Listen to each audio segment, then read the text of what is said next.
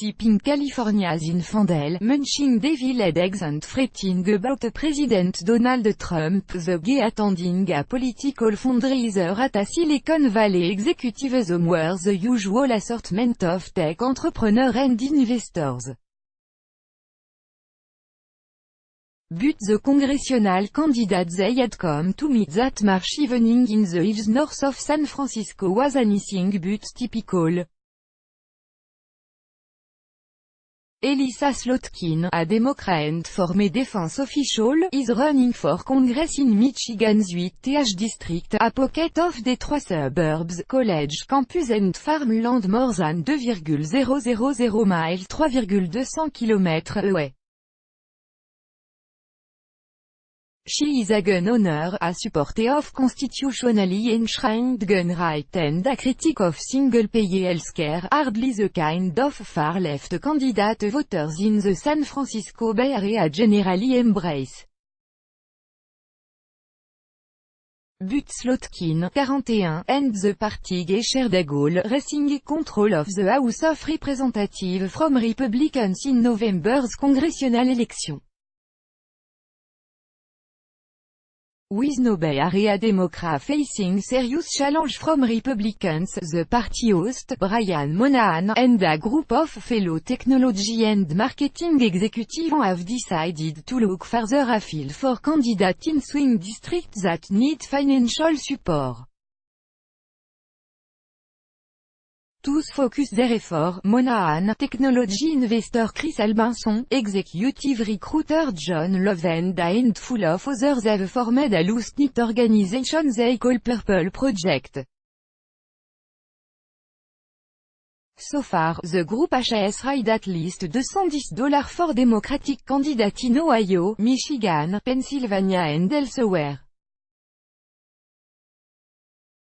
The sum is a pittance compared to the money being spent on KIRAS by fundraising political action committees (PACs), which represent corporations and political interest groups and contribute millions of dollars each election cycle. But in moderate districts with close race like Slotkin's, such grassroots effort can make a difference. Simply UNACCEPTABL Purple Project is one of a number of informal groups in solidly blue states such as California, Vermont and Massachusetts that have mobilized this year to back candidates in distant swing districts. So far, it has endorsed 6 candidates and plans to endorse 14 more by the end of July. Love, a long-time executive recruiter for technology companies, spearheads candidate vetting. Many in the group have made the maximum allowable individual donation of $2,700 to each candidate. For its participants, Purple Project is a way to channel months of political frustration since Trump took office. Things are simply unacceptable and sitting on the sidelines just stewing on it isn't helping anyone, Monahan said. You feel like out here in California your vote is worthless, that's because an House representative from the San Francisco Bay Area are unwaveringly Democratic. The group's effort could backfire, however, by opening candidates up to accusation of being beholden to outside interest and disconnected from their constituents, said Kyle Kondik, who studies House race for the University of Virginia's Center for Politics. You might be able to attack Slotkin and not having deep enough roots in the district, Kondik said. To retake the House, Democrats would need to take 23 seats held by Republicans, as well as keep all the districts they now hold. That means races like Slotkin's, in a competitive district with a mix of Republican and Democratic counties stretching from north of Detroit to the state capital, Lansing, are pivotal. She face a bruising battle, however, trying to win SEAT to term Congressman Mike Bishop, who won with 56% of the vote in 2016. Out-of-state money has been the lifeblood of Slotkin's campaign, putting her far ahead of her competitor for the Democratic nomination and nearly neck and neck with Bishop. Slotkin had raised $1,5 million of March 31, with just $304 coming from Michigan donors. She raised more than $120 from individuals in the San Francisco Bay Area. Graphique, tmsnrt.rs/2sjpbv fermante, our campaign finance laws are so broken that in order to compete you have to raise a significant amount of money, she told Reuters during a tour of her 400 acre farm in Holly, Michigan, when asked about Purple Project's donation to her campaign. If that means raising from outside the state rather that than the influence of a corporate PAC, at a house party in April in the small Michigan city of Brighton, about a dozen neighbors from a tidy middle-class neighborhood gathered to meet Slotkin and cheer her on, but not all were hopeful. I don't give her much of a chance, but it's good to have her there and maybe take a bit out of Bishop's vote, said Blake Lancaster, 74.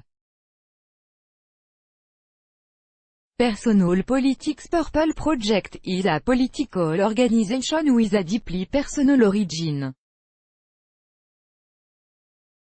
Al Benson, co-founder of San Francisco technology investment firm Founders Circle, SAID, was interviewed to learn his father-in-law in Michigan, Jerry Smith, voted for Trump.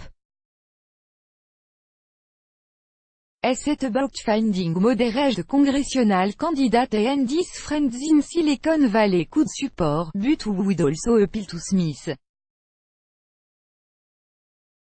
After Al Benson met Slotkin, subjected her to a litmus test, she had to visit his father-in-law. Smith, 72, described himself a common-sense Republican, worried about his healthcare cost. A retired small business owner who live on a 40-acre farm just outside the 8th district, Smith said and his wife, Barb, fret about spending down their savings just for the regular monthly bill. Slotkin won over Smith, who said was impressed by her resume and decency, and her views on improving President Barack Obama's healthcare overall, the Affordable Care Act, to keep healthcare costs down. From there, Purple Project has grown. To win the group's backing, candidate must be able to appeal to Trump supporters and must have past service in the military, government or non-profit sector. They also have to reject corporate PAC money and support affordable healthcare and infrastructure improvement. The group offers more than money. Monahan, who was head of marketing at Walmart.com and an advertising executive at image sharing and shopping website Pinterest, helped campaign with digital marketing, for instance. Last spring, Slotkin left Washington and a 15-year government career in defense and intelligence work to move back to the family farm in Holly.